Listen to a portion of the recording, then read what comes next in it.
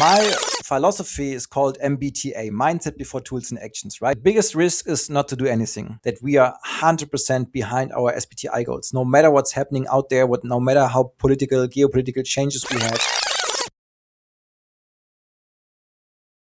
Welcome to Carbon 13's podcast, Climate Takes. Today we're deep diving into corporate innovation, pilots, and the psychology of the humans that generate innovation within corporations.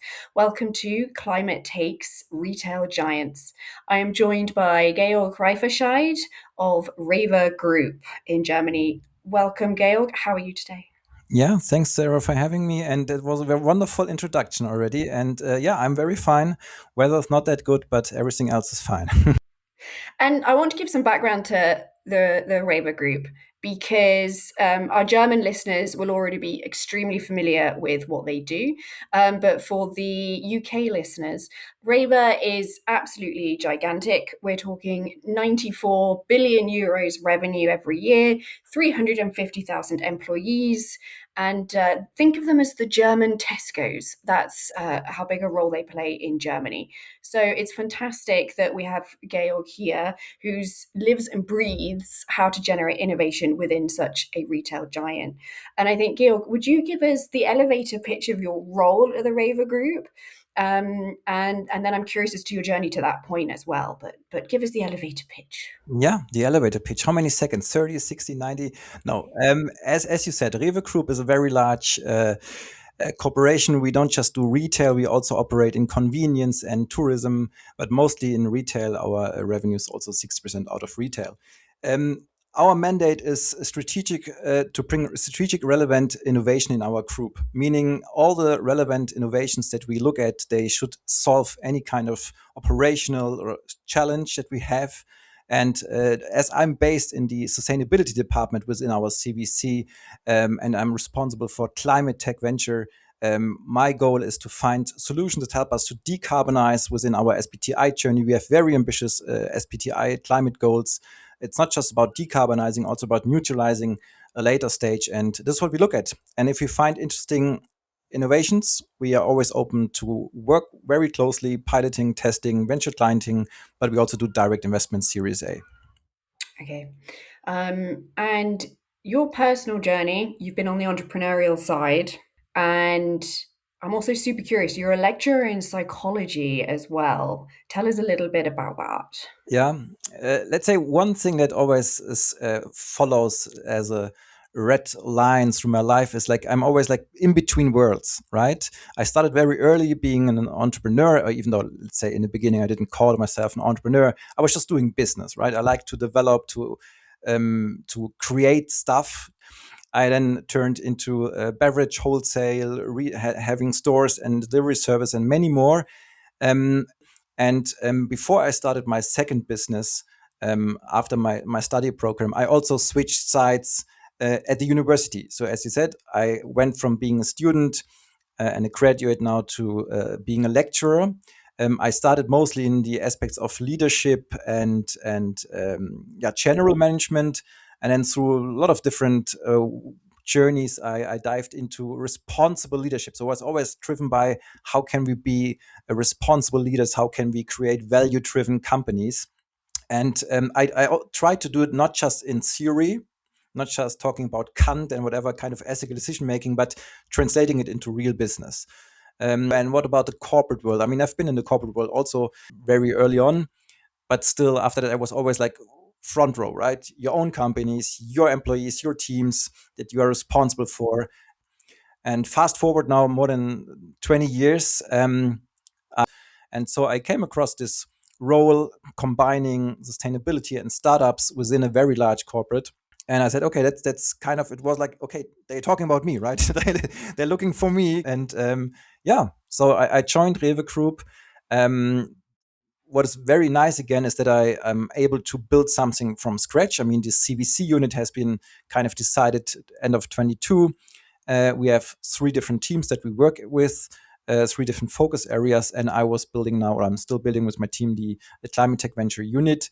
And coming back to the question of psychology, yes, from just talking about leadership, which is obviously a lot of psychology involved.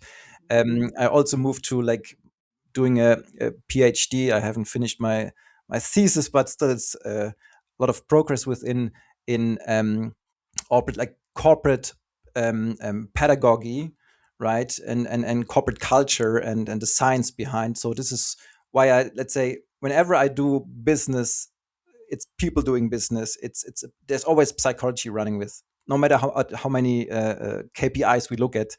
It's at the end of the day, it's people working with people. Because your role is you're essentially a trust builder. Yeah. And you are cultivating relationships and building trust. And how does your approach differ between the relationships you're building in the corporate C-suite down, with then also building the trust relationships with the founders that you're working with as well? Yeah, I mean, I always start, or in the beginning, I started definitely inside out, right? I needed to have the internal network to, and not to start with, hey, there are nice innovations, you want to work with them innovations, but listening to the operational departments, getting, as you said, trust bill, a very nice word, by the way. And yeah, asking them, what is your problem? What are your problems, right? In the operations. So what kind of challenges do you have? Always was focused on also sustainability, climate, and still there's a lot of stuff that we can find, right? And at the same time, making sure, hey, I'm not a new guy coming in and bringing you work, because everyone is busy, right? Everyone feels busy.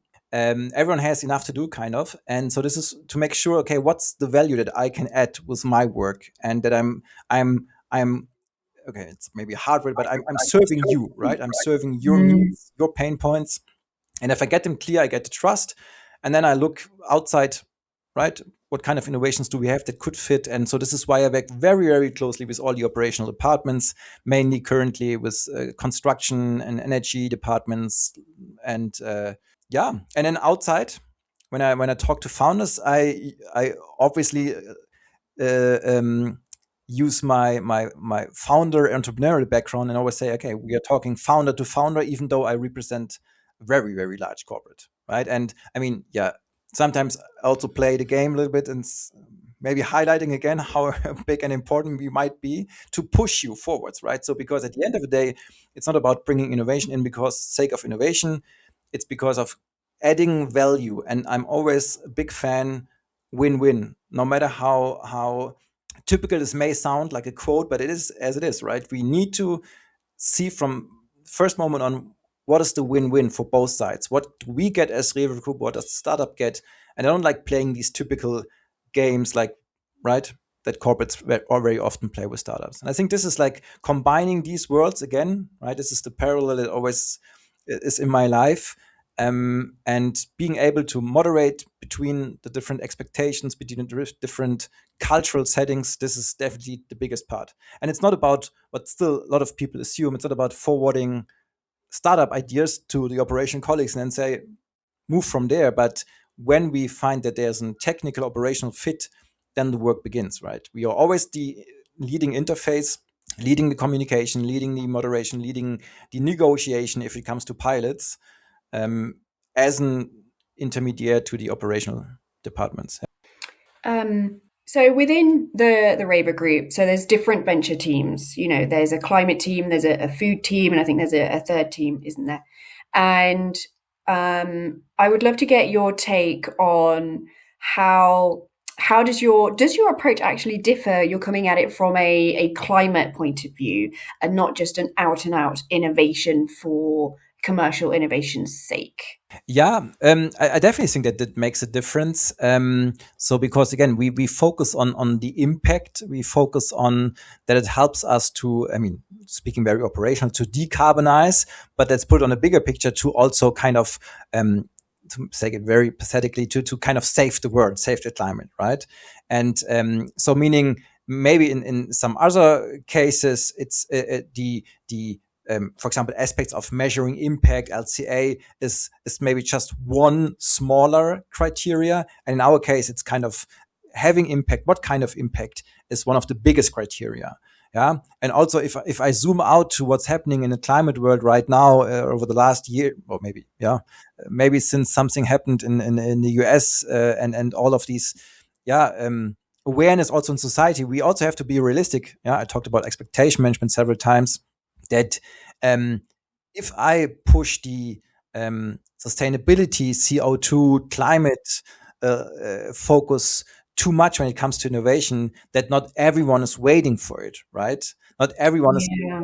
and I don't mean about very now negative people not believing in the climate change. I'm even talking about, okay, yeah, it's nice that there's also an impact, but that's not that important. That some people think like this, right? Or if you even say this typical answer is like, yeah, I mean, this solution, yeah, there's some impact, but it's not that big in a sense of in perspective to our overall emissions, right? And this is also why I also have to find a good balance. How much do I push this? Yeah, we also need to right, save CO2, save, achieve the climate goals, and how much you say like it helps you in your operation. So it's a very thin line, because again, as I mentioned, not everyone is now putting climate first, but I can say at also as from our strategic point of view, backed by our C-level Frau Daniela Büchel, Miss Daniela Büchel, right, who's responsible for HR and sustainability, that we are 100% behind our SBTI goals. No matter what's happening out there, no matter how geopolitical changes we have, it's not about I don't know, that sounds good. It's about we really want to change stuff. And we know about the severeness of climate change, of tipping points and everything. And this is why we 100% are aware and stick to our goals and want to find solutions. And still, if we come to implementation, if we come to getting people on board, we know, again, that not everyone is pushing the CO2 topic as a main. I'm sure that, when you've had a successful pilot and you must do work with the departments to reflect on the success, credit those who had a hand in it, and your team also gets to do that from an impact or decarbonisation point of view, and you get to be able to say, as a result of the work that you put into making this project a success, the company has benefited X, Y, Z, and we've had this impact on climate. Yeah, And yeah, that then surely it was also part of your role to make sure that's recognised by the hires up, and for them to then have somebody senior go, I've seen that work that you've done and I recognise it, and that was brilliant. And then that's how you have a positive loop where someone can go, oh, the decarbonisation was as valued as another KPI. Ding. Okay, I'm like, okay, I want to have more success. Okay, where's another opportunity for decarbonisation? It's building that culture of a positive reinforcement loop. And to do that, you have to have the success recognised as well. That must be quite an important part of your role, actually. yeah, and this is why I even highlight the interconnected work. So, for example, if we do this pilot that I mentioned in cooling, it's always a combination of it's innovation, it's sales, because refrigerants and cooling and fridges and so on. This is a sales topic, right? And then we have sustainability, because it's about again, decarbonizing. It's about CO2, and it's about the combination of all of these perspectives, right? Not prioritizing too much between them and saying, okay, we go hand in hand. We look at all of these things. We don't just look, as you mentioned, right, just for impact and there's no business case. We don't just look just for business case and there's no impact. And this is what I'm focusing on a lot, what I'm very aware of, that we need to have the buy-in from all of the people. And this is, for example, why when we did this testing with the natural refrigerant startup, I invited the C-level, sales and sustainability, and both are sponsors, right? And then at the same time, we always have the venture innovation C-level also on board, right? So that's always a combination: innovation, venturing, sustainability, and then the specific case in the sense sales and energy and so on. For me, there's two conflicts that you're trying to solve in your role, and I would love your take on these. Which is, one is the timing, is that in early stage startup investing, the timescale of these startups is 5, 10, 15 years, whereas a corporate is, I've got problems I need to solve now. How do you reconcile that? And then the second conflict is a big question, actually, to do with how do you balance a corporate's need to minimize risk with innovation investing where the power law 80% are going to fail? Those are two big separate questions. Let's concentrate on the timing and then we can come to, Yeah. yeah, how do you manage the risk element? Because I'm super curious about that as well. Yeah. As so often in life, right? It's about the finding the middle in between Right. those, like listening what you need right now, and at the same time being open to what can there be in, let's say, 2, 3, 4 years, maybe not 10, because and yeah, but let's say it is a very big challenge, because I also don't want to miss on relevant innovation.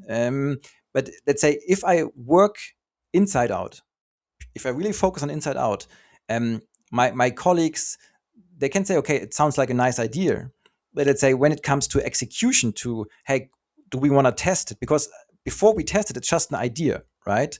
So and this is the difficult part, and they would say, yeah, we are open, let's maybe have some exchanges, listen, maybe let's give some feedback, but it's still like it's long time until we can execute on it. So this is why, for example, when we do climate tech challenge, that's a format I do regularly, we always look, at least startups can apply tier L4, 3 to 4, when they start. And this is, let's also de-risking for the corporate. Like if we look from the CVC perspective, when we invest in Series A. I mean, it's not that late, it's not that early.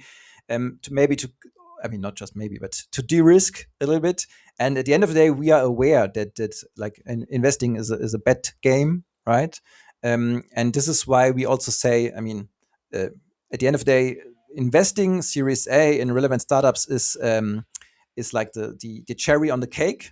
Yeah, what's more important is to Yes. bring innovation into the group. And when we do direct investments, it's also just, we only invest if there is a strategic value add through this investment. For example, we can co-create, we get exclusivity, we get know-how that we wouldn't get before. Yeah, I'm not sure if I answered this like in this way that you expected, but it is definitely a very thin line. But I learned, if I just come with some visionary ideas that are just in a pitch deck, I won't get the people on board, because they will say, yeah, nice idea. Come back when it's ready to implement, not finally implement, but to test at least. And this is why we look for TRL4, for example. Exactly. You're not, in your role, you're not just looking for a successful investment and bet. For you, the strategic value to the company is above all. So you will come across startups that you love, but they're just not right for the Raver Group. And any founder listening to this needs to understand that about your CVC in particular. And then how do you build an understanding of risk with your colleagues? Do you expect to have a similar failure rate to either your test pilot projects or your investments as a VC would? Um, let's put it like this: the biggest risk is not to do anything, right? That's what we all agree on. And that's also what the operational colleagues agree on. They know that we kind of need to look at innovation. And this is why everyone is, at least the champions that I defined and build trust and relationship with, is that they are very thankful at the end of the day. So, and they don't see it as a, let's say, big risk, um, let's say, to invest time. And then after 1 year, they realize, okay, the startup will not be able to, I mean, yeah, maybe it can be like, we could have saved the time, but let's say the need for innovation, people that I work with, is clear. So meaning the biggest risk is not to do something. And then it depends, right? On let's say risk. What is the risk? Risk is, because I always say we don't get stupider, right? Or let's say we don't get more stupid when we listen to innovative startups. And this is also what everyone agrees. Yeah, let's have a look. Let's just see what is out there. And the the the time that we spend, that can be a risk, but still people know about their own schedule, right? If we look for, like, I don't know, follow-ups with startups, if we look for, like, it's their time schedule from the operational departments that's giving the kind of structure. And so this is meaning, if they decide on, yeah, that's time that I reserve for innovation, it is as it is, and no one will see this as a loss. When it comes to money that we invest, I mean, let's say in the pilot stage, it's not that much money that we usually invest, and we also sometimes see it as an external R&D investment, right? Because startups do, if you like, our external R&D, in these particular topics and verticals maybe. And so I'm yeah, I think we have a good basis to look and not to focus too much on risk. Yeah. Yeah, got you. Um, um, so for a corporate, what do you think is a key thing for people to understand between an R&D department or a sustainability department or any department, which every department might have an onus to innovate? What is the difference in thinking between those things and a corporate venture arm? And how should a corporate innovator approach? What are the different roles those departments play? Yeah, yeah, yeah. I mean, as you know, right, there are a lot of different approaches out there. If you also look at this theoretical part behind how to build and stuff, so there's no blueprint at the end of the day, right? There is no. It always depends on obviously the corporate culture and stuff. So our CVC, and if you Google REWE Ventures, you don't find even anything that much, right? Because we are not that, oh, this is our CVC and we will go out, but we just implemented internally decentral teams. Like as I mentioned, right, I'm working from sustainability department as climate tech, and we have a colleague working in food tech topics, and he's working in the purchasing category department. And then we have a team looking at retail tech solutions, and they are actually working in REWE Digital, which is one of our companies, and they operate out of R&D, so internal R&D, right? Looking for trends, scouting. They have a structured methodology how to look at innovation, and they obviously also have internal KPIs and stuff. Let's say my approach is very often hands-on pragmatic. We haven't defined it like this maybe in the beginning when they said, okay, let's have a climate tech venture team. So this is why for me personally, in my daily work, I don't need to separate that intensively between uh, um, venture clienting, piloting, Series A, even though it is obviously a different approach, because I look at finding solutions that help us in the operations. And if out of these findings we can generate potential Series A, that's nice, that's perfect. If not, that's also still fine. And if I have a solution that is again a little bit earlier stage, we do pilots and then work on it, that's fine, because we get smarter through it, right? We learn. And if there's a venture clienting case, meaning there's a final solution out there, and we just made the connection, then REWE Group or the department becomes customer, that's also totally fine. So, but that's maybe even a very, it's a personal translation based on my background and my pragmatism, trying to translate this into a group. So I don't create 50 slides of, hey, how to define our corporate venturing, or is it CVC, or how do we define it? I just try to bring value into the group. So if you were talking to somebody who's trying to emulate what you've done at REWE Group, and they are at another particular retail giant or somewhere similar, would you say to them that the conditions for success, there's going to have to be an openness to innovation already, or some sort of goal, for example, an SBTI goal that they can work towards, and then implementation of pragmatism and trust building? Is that the starter advice you would give to somebody? Yeah, and removing barriers, right? Because I Okay. think a lot of external innovation units, right? They just built from the, yeah, let's look at innovation, let's look at whatever, yeah, trends, nice, yeah. And I don't mean this in a negative way, I just mean like, yeah, and there's a lot of drive, but they overrun very often internal departments, because they are these innovation guys who are crazy about innovation and try to push things into the departments. And this is why very often they fail. They fail because of let's say, not the adequate communication to get the people on board. But if you start listening first and saying, hey, okay, I mean, I can help you, but first of all, I want to understand what's your pain points. But if I don't start with their day-to-day life right now, I don't get them on board. And if I have them on board, then I can start looking, hey, should we look at 3 to 5 years? Should we look at 7 to 10 years? Yeah, maybe this is the difference. And in my role, um, it's about, again, expectation management. That's the word I use daily basis. Also regarding myself, I know that very often operational people, don't wait for someone showing innovation, and they don't um, always have the time, and they don't, or they think they don't have the time for it, and so on. So I'm very aware that things take a long time, and it's a long process. So I don't get frustrated, right? It's about frustration tolerance, and I don't know. So I know that there are barriers because of the psychology of human beings. Hey, there's something new. Oh, it's a fear. Yeah.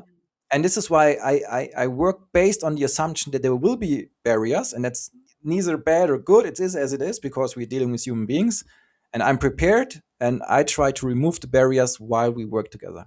And I'm not like complaining about, oh, the operational departments, they always like try not to work on it. I don't know. It's definitely, I would say, a very big part of culture, psychology, expectation management, and getting people on board. I have a question as somebody who works for an investor, which is when we're analyzing for an investment case, we're looking at metrics, traction and things like that. When you're analyzing, particularly for a test pilot, what kind of proof points makes a startup stand out? Um, when I have the technical operational department on my side, let's say the first step we always do is like, if you like, in technical due diligence on the solution, right? The TRL, the maturity on the solution. And while we do this, at the same time, I do my process internally about especially the kind of team behind the founder setup, the way they approach challenges. Because when you do pilots with a bit large corporate, there's a lot of challenges that will come, how they deal with it. It's not that much about traction at this stage. It's more about again their assumptions, also their assumptions towards how to work with large corporates, right? What's their expectation, and so because this gives me an feeling of how they think, how they, again, what kind of assumptions they have, and how it would be if I would then invest in them and work even more closely about their, again, assumptions for growing, assumptions for like building teams, assumptions for what would be my next hires, and all of these things. So it's, let's say, it's always kind of an, on the forefront there would be like a technical operational due diligence, but I'm doing not always in a very structured way, maybe sometimes, but more like also from the experience, and say, hey, I'm doing my due diligence on everything else behind the team, the assumptions, the working culture, even, if you like. Because Okay. in comparison to in VC, maybe they would ask for, hey, what about your traction? Do you have any pilots? How's it going? Right? Um, and do you have like an LOE? Do you have an MOU? Do you have like contract already? And I mean, I'm looking at how do we work together, right? And what What kind of questions do you ask them to try and tease out how they're working together? no, I mean, through the fact that we work together, it's already It everything will come out. that's happening, right? Communication, keeping deadlines, how to communicate, how complicated is sometimes maybe communication. So I don't need to ask typical questions because it's happening while we work, because we work before Right. we look for traction stuff, right? So it's a definitely different approach. There's a lot of difference, obviously, between a CVC and a VC, and also the fact that, I mean, in VC needs to earn money, right? Needs to have a return, needs to look for exit. I don't look for exit potential because at the end of the day, we want to work with the company as long as possible, right? So sometimes it's like it's even contrary goals, maybe, right?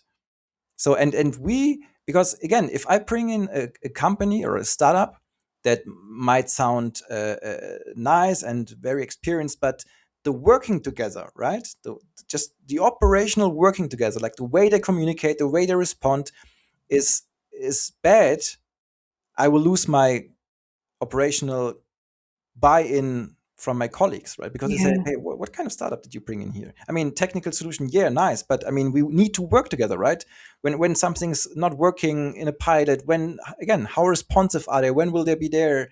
How creative if are they when it comes to strategic value add? It's not about transferring 5 million and then waiting. It's like it's always working very closely together. And okay, so likewise with, ourselves as investors, we're looking for things like a well-organized data room, with documentation in that. We're looking for a pitch deck, etc. how really at the very start of their interaction with you, maybe you've just had an introduction or you've started reaching out to them and it's the first communications with you. What can a startup do to be organized for their conversations with you? Um, Again, maybe as it's I mean, I always do like the first calls, and it's always about really. I don't look at pitch decks in this sense. I look at let's have a getting to know each other call, right? I want to get to know the team and who are the people behind. And then I ask if I think, okay, that there could be a fit, right? And it's not that let's say, how's my day? I didn't like the face of the founder. I don't forward it internally. It's again, I have a background in psychology, right? I have a background in a lot of experience. I also work with different psychological personality profiles, not in the first moment, but they are running in my head, obviously, right? And I think about, okay, would this be a team that we as a company like to work with? Um, and um, and then the first part is always like, I don't ask for the pitch deck, like for the investor deck. I ask for the technical, for the product deck, right? And then then I bring them together with my operational colleagues.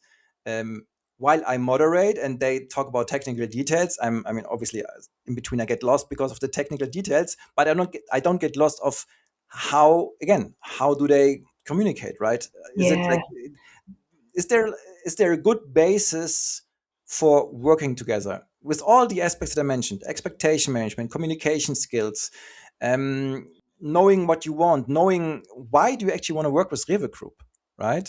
As easy as it sounds, right? Why do you want to work with us?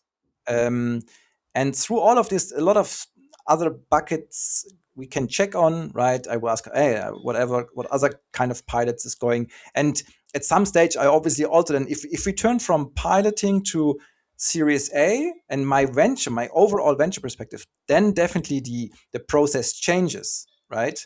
And then the fact that my colleagues are working with the startup is just okay. We are one of the customers. But if I look at the data room, as you mentioned, for example, if I look at the other, then REWE Group is just one customer, and I look for way more potential than just what we have as REWE Group. And then I extend my view, obviously. And then we have like a clear structure, target assessment process, and so on. Yeah.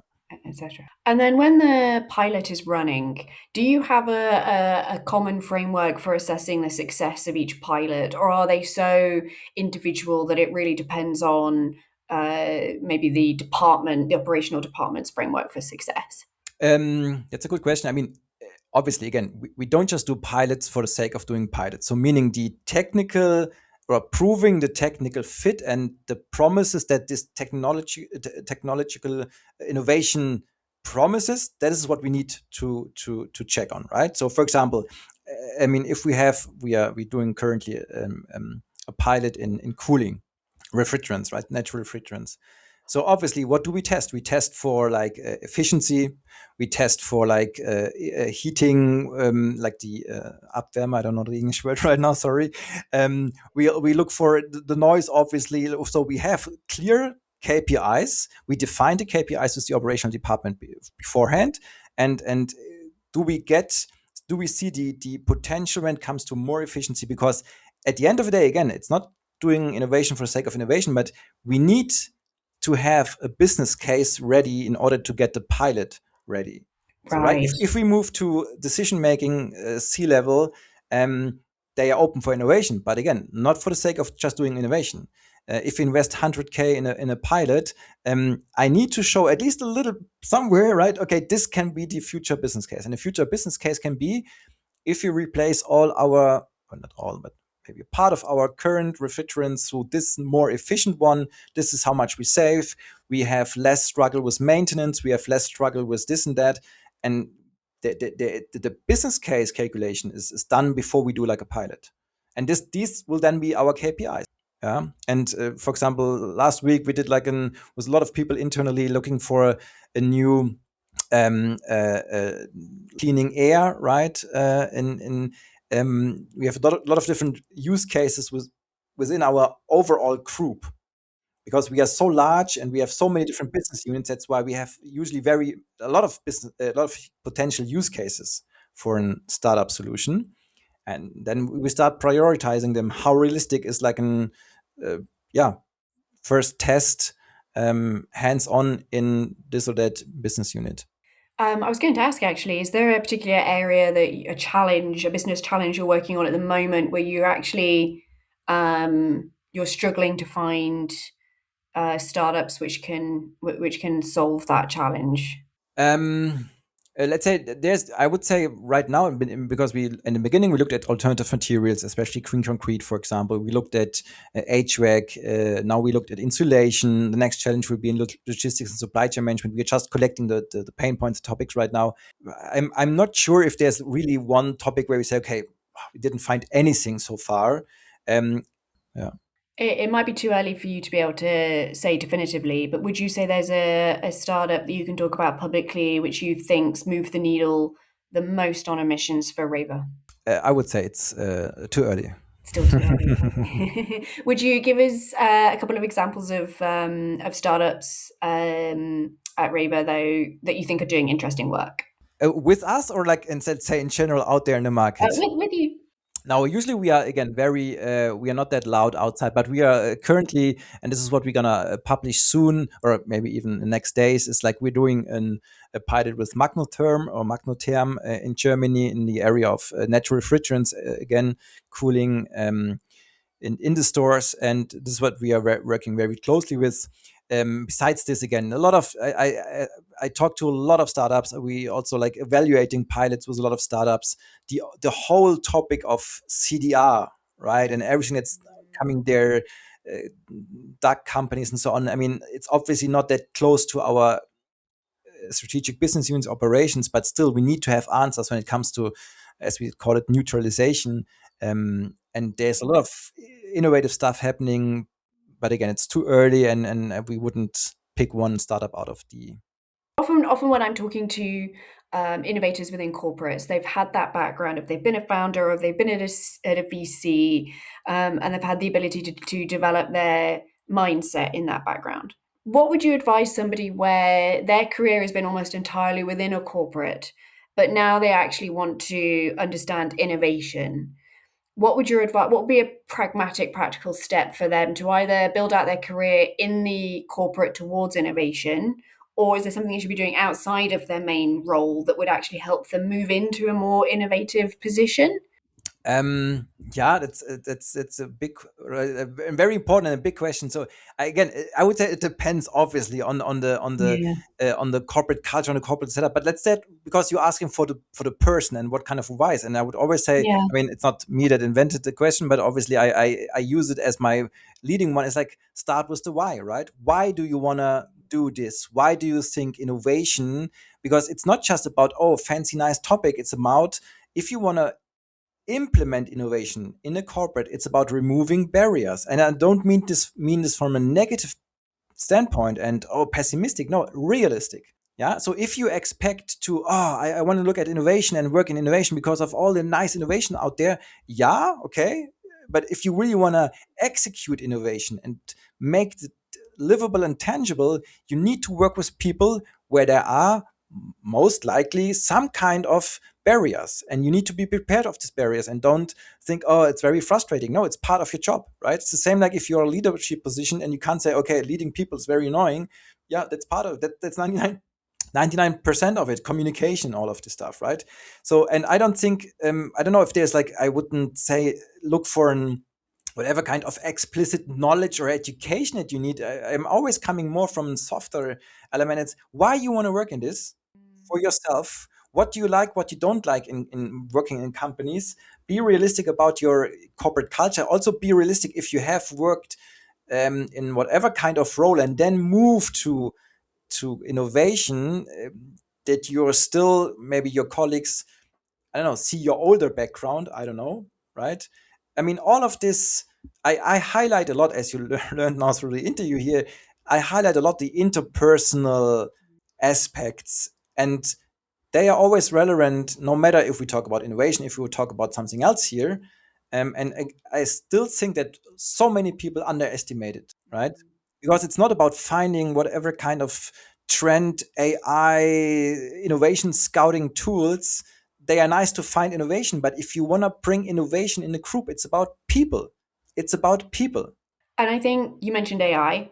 And I actually think what's wonderful is a lot of people, even if their role is not explicit innovation, has gone, AI is an opportunity for me to become an expert on something and carve out an innovation role within whatever department I am in. And uh, it's getting a lot of people who are excited about something new to then ask themselves, how can I apply this? And so your perspective on that is crucial, because you've turned it from the spark, maybe this AI tool is really cool and I'm really excited about it. I want to understand, how do I work with these models? What's this layer, et cetera, et cetera. And you're then saying you've had that spark of passion. Now go into listening mode and problem solving mode and relationship building mode.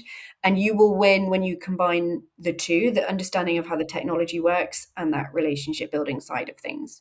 So I think for any of our listeners, it's a combination of those two things that hopefully would give you a chance at the success. Yeah. And maybe I can even now, as some kind of conclusion, because in all of my work, and I developed this before I went to REWE Group, is my philosophy is called MBTA, Mindset Before Tools and Actions, right? If you translate even more easier, again, the why to before the how to, right? Again, it's not that a lot of people talk about it, but it's about like the translation behind. So people decide only on the why to, even if it's conscious or subconscious, right? On the understanding, do they get the why to of everything else? Again, why should we do innovation? Why should we do this and that? And the how to is the second question. But a lot of people fail on, no, it's about the how to's. And this is why everyone is looking for how to's, right? Checklists, guidance, all these shortcuts out there. AI promises so many how to's. But again, it's not about the how to, it's about the underlying why to. And you can find a lot through AI. Still, again, at the end of the day, it's about implementation. And then there is this relevant part of the human being in front of you, and their understanding about what's the why to behind. Yeah. So this Okay, is why this is always crucial. so my final question then is, give me the why to for why you do climate innovation at all. The why to is to create, first of all, to bring value to, and value on the one side regarding the operational needs, the corporate itself, the goals that we have, then also obviously regarding climate goals, regarding sustainability. So it's a combination of all of this, not just for specifically for, oh, we need to save the world, but we need to try to combine the different layers of all of the challenges that we have. And we have operational challenge, we have very individual challenges, we have corporate challenges, we have climate challenges, and to combine all of these and to really focus 100% on the pragmatic translation, execution, and creating this real value. Don't just talk about theory and theoretical innovation and impact, but really bringing concrete results in form of impact into our group and adding impact to the climate. Thank you, Georg, very much for giving us your climate takes. I think what we've learned from this podcast is, I think climate takes the psychology of building relationships. I think it takes business cases and strategic and pragmatic planning. It takes working between the collaboration between startups and corporates. And therefore, I think we can say that climate takes retail giants. Thank you very much, Gail. Thank you for having me.